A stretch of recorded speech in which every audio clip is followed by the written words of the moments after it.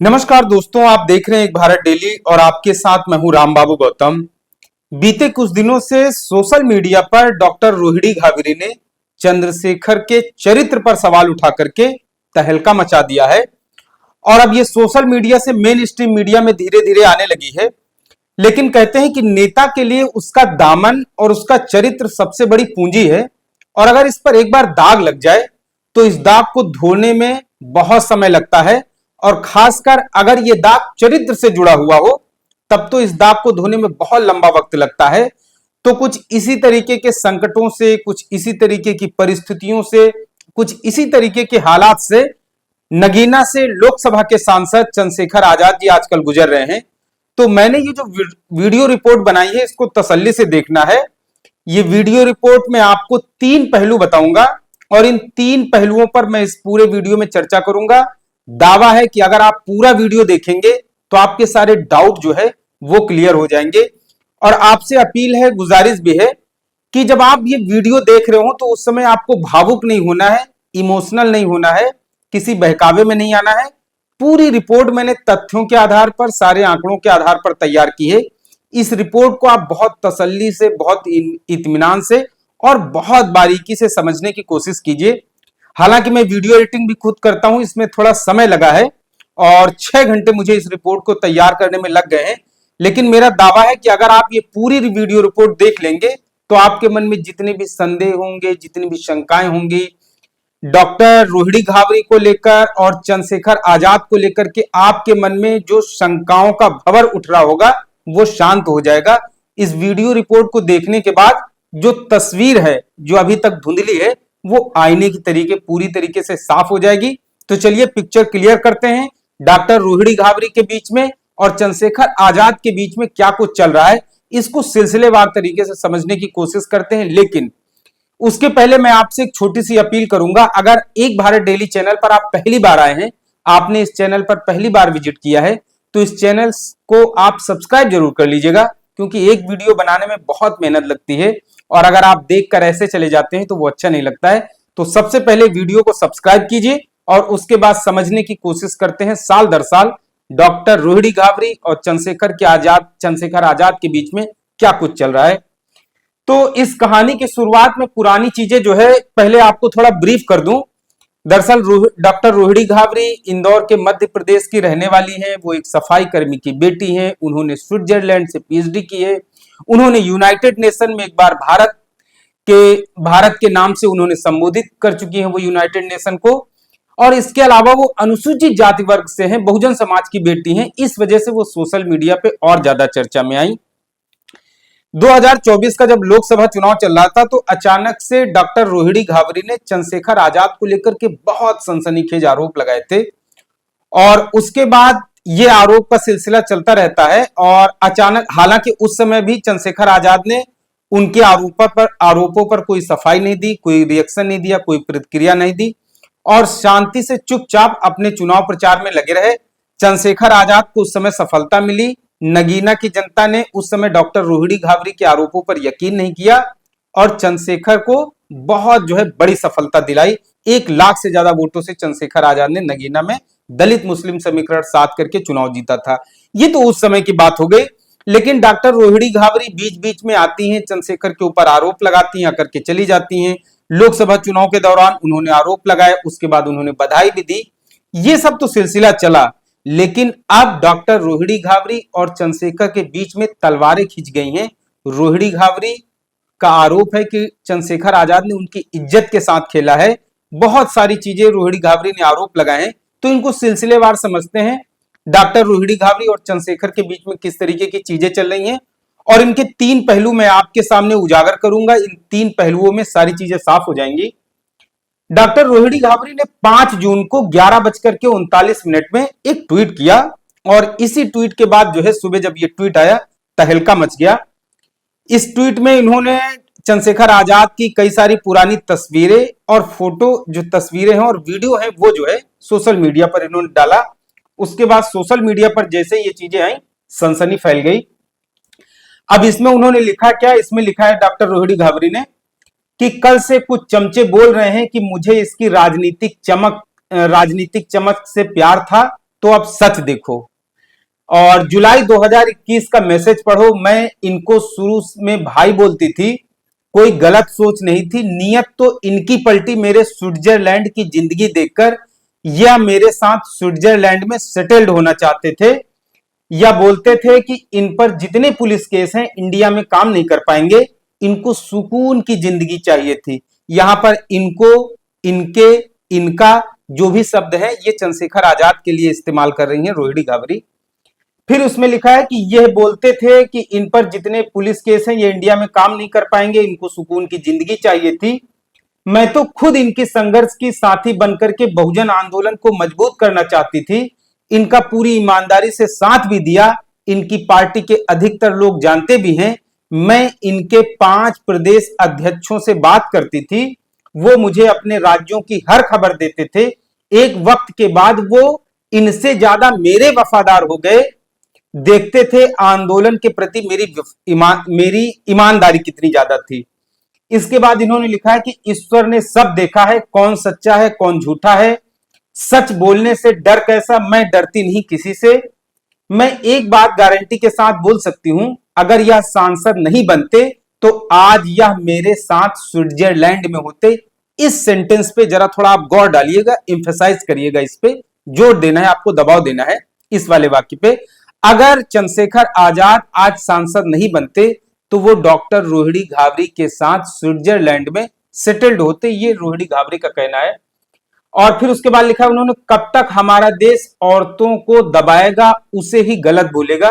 तो ये रोहिणी घावरी ने जो है ट्वीट किया था और ये 5 जून को 11:39 में किया। रोहिणी घावरी दरअसल कल से ही, मतलब 4 जून से ही सोशल मीडिया पर बहुत ज्यादा आक्रामक है और उन्होंने जो है कल भी बहुत सारे ट्वीट करके तहलका मचाया था। और उसके अलावा उन ट्वीट्स को लेकर के मैंने एक वीडियो भी बनाया था। अगर आप पुराना वीडियो देखना चाहते हैं तो मेरे चैनल पर विजिट करके पुराने वीडियो में देख सकते हैं डॉक्टर रोहिणी घावरी ने क्या कुछ आरोप लगाए थे। अब उसके बाद 5 जून को ही 3:19 पर एक और ट्वीट करके उन्होंने फिर से तहलका मचाया और इसमें उन्होंने लिखा कि भारत की बेटी हूं, बाबा साहब को अपना आदर्श मानती हूं, सच बोलने से डरती नहीं हूं, चापलूसी में करती नहीं हूं। कल से आप सब ने इन फर्जी अंबेडकर वादियों का महिला का सम्मान देख लिया है। बाबा साहब के नाम पर नफरत फैलाने वाले ये घटिया लोग महानायिका बहन जी का अपमान कर सकते हैं, तो फिर मैं तो वाल्मीकि समाज की बेटी हूं, मेरा क्या सम्मान करेंगे। आदरणीय बहन जी ने अपना पूरा जीवन त्याग दिया इनके लिए। यह उनके सगे नहीं हुए तो मेरे सगे कब होंगे। इन सबको पता है कि मैं सच बोल रही हूं, इसीलिए 2 दिन से फड़फड़ा रहे हैं। जो गलत करे वो डरे, अब यह लड़ाई बड़ी होने वाली है। तो इसका मतलब डॉक्टर रोहिणी घावरी बोल रही हैं कि वो डरने वाली नहीं है और इस लड़ाई को वो बड़ा करेंगी। उसके बाद लिखा है कि मैं एक कदम भी पीछे नहीं हटने वाली, अब बहुत साल बर्दाश्त कर लिया मैंने। तो ये तो रोहिणी घावरी का दूसरा वाला जो है वो ट्वीट था।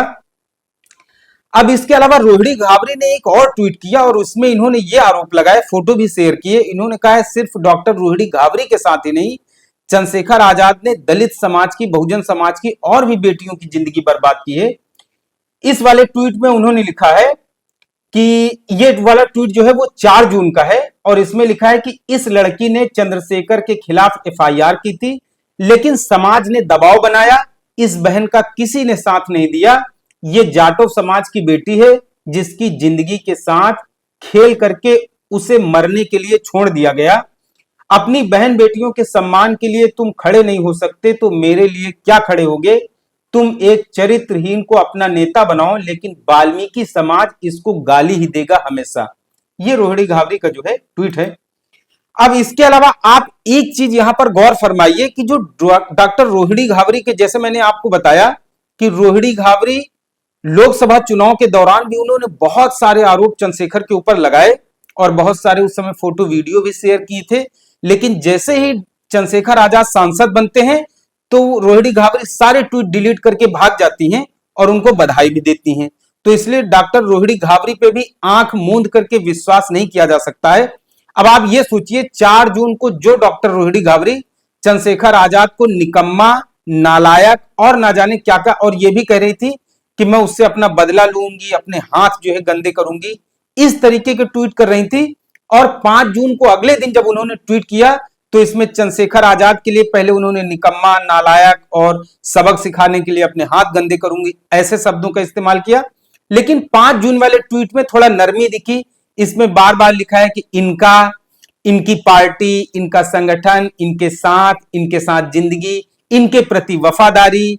तो ये सब जो शब्द इस्तेमाल कर रही, इनसे आप देखिए कि मतलब 4 जून को जो ट्वीट आए थे उसमें बहुत ज्यादा आक्रामकता थी, लेकिन 5 जून को जो ट्वीट आए हैं उसमें अपने लिए इंसाफ की लड़ाई लड़ने की तो बात कर रही है, लेकिन बात करने के लहजे में थोड़ा लचीलापन आया है, थोड़ी नरमी आई है।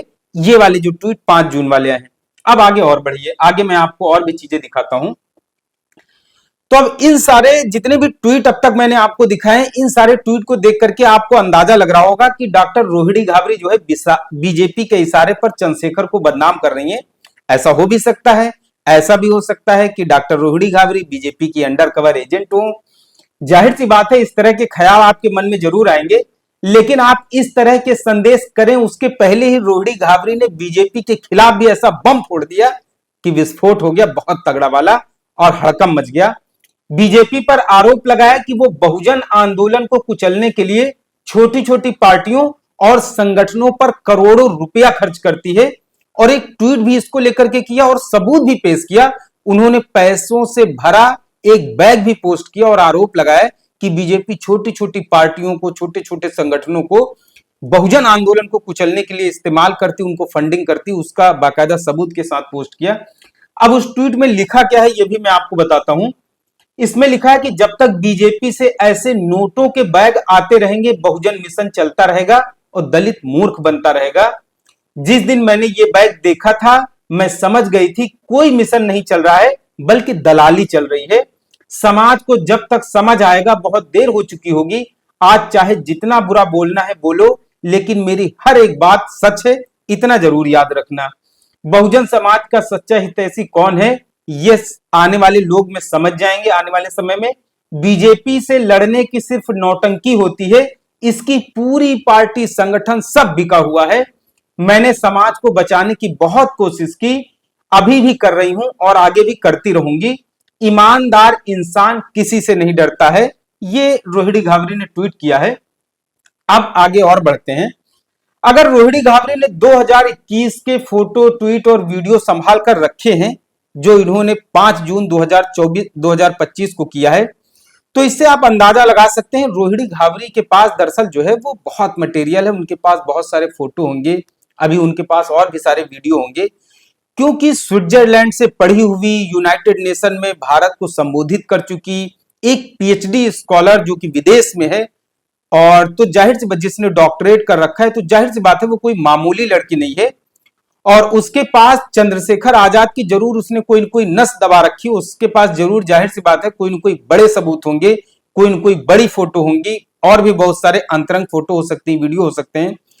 क्योंकि जिस मजबूती के साथ, जिस दावे के साथ वो सोशल मीडिया पर आकर के दम्भ भर रही है और वो अपनी आवाज बुलंद कर रही है, और वो ये कह रही है कि आने वाले समय में सबक सिखाएंगे, इंसाफ की लड़ाई लड़ेंगे और चंद्रशेखर आजाद को जो है वो एक्सपोज करेंगे, और उसके बावजूद भी चंद्रशेखर आजाद की तरफ से अभी कोई रिएक्शन नहीं आया, कोई सफाई नहीं दी गई, कोई उस पर प्रतिक्रिया नहीं आई है, तो चंद्रशेखर आजाद की चुप्पी भारी भी पड़ सकती है। तो अगर चंद्रशेखर आजाद इन सब आरोपों से मुक्त होना चाहते हैं, तो मेरा ऐसा व्यक्तिगत तौर पर मानना है कि जो आरोप लगाए जा रहे हैं, एक बार उनको मीडिया के सामने आके प्रेस कॉन्फ्रेंस करके सारी चीजों जो है वो पिक्चर एकदम आईने की तरीके साफ कर देनी चाहिए, और दूध का दूध और पानी का पानी कर देना चाहिए। चंद्रशेखर आजाद को ये सब करना चाहिए, मुझे ऐसा लगता है, क्योंकि वो जिस तरीके की राजनीति कर रहे हैं, वो आने वाले समय में उनकी राजनीति में रोहिणी घाबरी के जो दाग हैं, जो आरोप हैं, वो रोड़ा बन सकते हैं। अब मैं आपको आगे लेकर के आता हूं, और अब मैंने जो आपको वीडियो के शुरुआत में कहा था कि इस पूरी घटना को समझने के लिए आपको तीन पहलू मैं आपको बताऊंगा, और इन 3 पहलुओं पर मैं आपसे चर्चा करूंगा। ये तो अब तक रोहिणी घाबरी के मैंने आरोप बताए हैं, अब ये 3 एस्पेक्ट क्या हो सकते हैं, इसमें 3 पहलू क्या हो सकते हैं, वो आप सुनिए।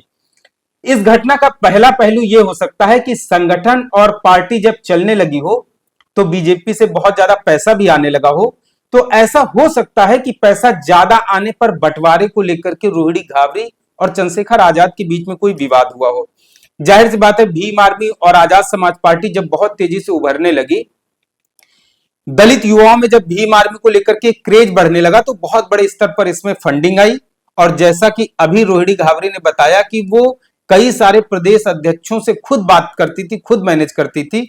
तो इसमें एक तो पहलू यह है कि इस संगठन में, पार्टी में बहुत बड़े स्तर पर फंड आया होगा और इस पैसे के बंटवारे को लेकर के कोई बात बिगड़ी होगी, कोई विवाद हुआ होगा, यह पहलू हो सकता है। और इसके अलावा रोहिणी घावरे का कहना है चंद्रशेखर के संगठन और पार्टी का काम उन्होंने खुद देखा है और उनको सारी चीजें पता है। वो संगठन के जितने भी पदाधिकारी उनसे डायरेक्ट बातचीत करती थी, तालमेल करती थी। तो जाहिर सी बात है इसमें पहला पहलू तो ये हो सकता है कि पैसे के बंटवारे को लेकर के बात बिगड़ी होगी। एक तो ये पहलू है, ऐसा हो सकता है। मैं ये नहीं कह रहा हूं कि ऐसा ही हुआ होगा, ऐसा हो सकता है, ये पॉसिबिलिटीज हैं, संभावनाएं हैं। तो इस घटना का दूसरा एक पहलू यह हो सकता है कि या तो डॉक्टर रोहिणी घावरे जो बीच बीच में कभी चंद्रशेखर पर आक्रामक हो जाती हैं, कभी नरम पड़ जाती हैं। तो इसका दूसरा पहलू मैंने जो नोट किया है, यह हो सकता है कि डॉक्टर रोहिणी घावरे चाह रही हूं कि चंद्रशेखर आजाद जैसे पहले, मतलब जैसे सांसद बनने के पहले उनके साथ रिश्ते में थे, शायद उस तरीके वो फिर से उनके साथ रिश्ते में आ जाएं। तो वो जो मन मुटाव है या जो उनके पास और पर्सनल चीजें, वीडियो या फोटो उन्होंने अभी संभाल करके रखी हैं, शायद वो धीरे धीरे चंद्रशेखर आजाद को डर दिखा रही है कि वो पहले की तरीके रिश्ते में उनके साथ आ जाएं तो वो बाकी की बची हुई चीजें सार्वजनिक नहीं करेंगी। और शायद चंद्रशेखर आजाद को कहीं ना कहीं जो है वो एक डर दिखाने की कोशिश कर रही हैं, एक तरीके से ब्लैकमेलिंग कर रही हैं कि हो सकता है चंद्रशेखर आजाद आखिरकार सरेंडर कर जाएं, ब्लैकमेल हो जाएं। लेकिन अगर ऐसा है तो चंद्रशेखर आजाद एक बहुत ही मतलब प्रभावी व्यक्तित्व है उनका। उन्होंने समाज में एक जगह बनाई है, खुद को स्थापित किया है भीम आर्मी के जरिए। ये तो नो डाउट है कि भीम आर्मी के जरिए उन्होंने जो संगठन तैयार किया है तो उसको लेकर के उनके उनके मतलब युवाओं के बीच में काफी ज्यादा क्रेज बढ़ा है। तो अगर उनके साथ ब्लैकमेलिंग हो रही है, एक लड़की उनको ब्लैकमेल कर रही है, उनको लगता है कि अब उनके साथ वाकई में ब्लैकमेलिंग हो रही, तो मुझे लगता है इन सब चीजों को लेकर के समाज के बीच में आना चाहिए, मीडिया के बीच में आना चाहिए और उनको सारी स्थिति क्लियर करनी चाहिए, क्योंकि एक नेता के लिए ये सब चीजें बहुत ज्यादा जरूरी हैं। अब इसमें तीसरा पहलू मैंने ये नोट किया है, एक और तीसरा पहलू ये हो सकता है कि बहुजन आंदोलन को बदनाम करने के लिए रोहिणी घावरे को बीजेपी ने चंद्रशेखर के पीछे लगा दिया हो, क्योंकि भीम आर्मी ने जितनी तेजी से अपनी लोकप्रियता बढ़ाई है उससे कई सामंतियों की सांसें अटकी हुई हैं। भीम आर्मी का बहुत तेजी से विस्तार हुआ है, पूरे देश में हुआ है, खासकर उत्तर भारत में। इस बात से तो आप इनकार नहीं कर सकते हैं कि भीम आर्मी ने समाज पर, खासकर दलित युवाओं में बहुत प्रभाव छोड़ा है। तो उससे सामंतियों की सांसें अटकी हैं। दूसरा है कि चंद्रशेखर की तरफ से पार्टी बनाने का फैसला भले ही जल्दबाजी में लिया गया हो, लेकिन भीम आर्मी जैसा संगठन तैयार करके उन्होंने युवाओं में लोकप्रियता बनाई है और इसको नकारा नहीं जा सकता है। यह भी हो सकता है कि मनुवादी मीडिया की तरफ से यह सब कुछ प्लांट किया गया हो, जिससे कि यूपी में दलित वोटर पूरी तरीके से आपस में लड़ भिड़ जाए, यूपी में दलित शक्ति इकट्ठा ना होकर के सत्ता तक ना पहुंचने पाए। इसके लिए भी ये किसी की शरारत हो सकती है, मतलब ये पूरा ऑपरेशन ऐसा भी हो सकता है कहीं से हैंडल किया जा रहा हो। उत्तर प्रदेश में दलित शक्ति सत्ता पर न काबिज होने पाए, दलितों को आपस में उलझा दो, दलितों के वोट बांट दो, ये किसी की शरारत हो सकती है। और ये भी हो सकता है इस पूरे ऑपरेशन को, हो सकता है कि वहां भारत से नहीं बल्कि कहीं विदेश से ऑपरेट किया जा रहा हो, यह भी हो सकता है। क्योंकि जिस तरीके से बहुजन समाज पार्टी बहुत मजबूती के साथ आगे बढ़ रही है और इसके पीछे इसके पहले भारतीय जनता पार्टी का जैसे जैसे उभार हुआ है और उसके बाद बहुजन समाज पार्टी का जिस तरीके से डाउनफॉल हुआ है, जिस तरीके से बहुजन समाज पार्टी में गिरावट हुई है, और अब 2027 में उत्तर प्रदेश में फिर से चुनाव हो रहा है, बहुजन समाज पार्टी फिर से सक्रिय हो रही है। बहुत बड़े स्तर पर लोगों के फीडबैक आ रहे हैं कि वो चाहते हैं कि उत्तर प्रदेश में बहुजन समाज पार्टी एक बार फिर से आए। उत्तर प्रदेश में जो सांप्रदायिकता ने सिर उठा रखा है, अगर इस सांप्रदायिकता के सिर को, इस फन को अगर कोई कुचल सकता है, कानून द्वारा कानून का राज कोई कायम कर सकता है, तो वो सिर्फ और सिर्फ बहुजन समाज पार्टी की सुप्रीमो बहन जी कर सकती हैं। तो ऐसा भी हो सकता है कि भाजपा को एक डर सता रहा हो कि दलित शक्ति सत्ता पर न काबिज होने पाए, दलित जो है उत्तर प्रदेश की सत्ता पर काबिज न हो पाए, इसलिए कोई बहुत बड़ा ऑपरेशन भी ऑपरेट हो सकता है। ये ना सिर्फ इंडिया से बल्कि अब्रॉड, मतलब बाहर से भी हो सकता है। तो देखना है आने वाले समय में इस घटनाक्रम में और क्या क्या अपडेट आते हैं और क्या क्या जो भी चीजें आएंगी मैं आपको जरूर बताऊंगा, क्योंकि ये मामला एक दलित नेता के चरित्र से जुड़ा हुआ है। आप चंद्रशेखर के समर्थक हो सकते हैं या आलोचक हो सकते हैं, लेकिन किसी भी उभरते हुए दलित नेता पर इस तरीके से, वो भी विदेश की धरती से, अगर उनके चरित्र पर कोई सवाल उठा रहा है तो जाहिर सी बात है इन सब चीजों को लेकर के सबके मन में संदेह पैदा होता है। तो मुझे लगता है कि चंद्रशेखर आजाद को चाहिए कि वो एक प्रेस कॉन्फ्रेंस करके इस सारे जो भी पर्दे के पीछे चल रही हैं पर्दा गिरा दें और सच्चाई सबके सामने ले आएं। तो फिलहाल इस वीडियो में इतना ही, लेकिन इस वीडियो में मैंने आपके साथ जो चर्चा की है, जो आपको 3 पहलू बताए हैं, इन सबको लेकर के आपकी अपनी व्यक्तिगत और निजी राय क्या है। जिस तरीके से डॉक्टर रोहिणी घावरी ने चंद्रशेखर के ऊपर आरोप लगाए हैं और चंद्रशेखर आजाद ने अभी तक इन आरोपों का कोई जवाब नहीं दिया है, इन सबको लेकर के आपकी अपनी व्यक्तिगत निजी राय क्या है, इस वीडियो में कमेंट जरूर कीजिएगा। अगर एक भारत डेली चैनल को पहली बार देख रहे हैं आप तो आपसे गुजारिश है इसे सब्सक्राइब जरूर करें। अगर ये स्टोरी आपको जन सरोकार से जुड़ी हुई लगती है तो इसे शेयर भी जरूर करें। धन्यवाद।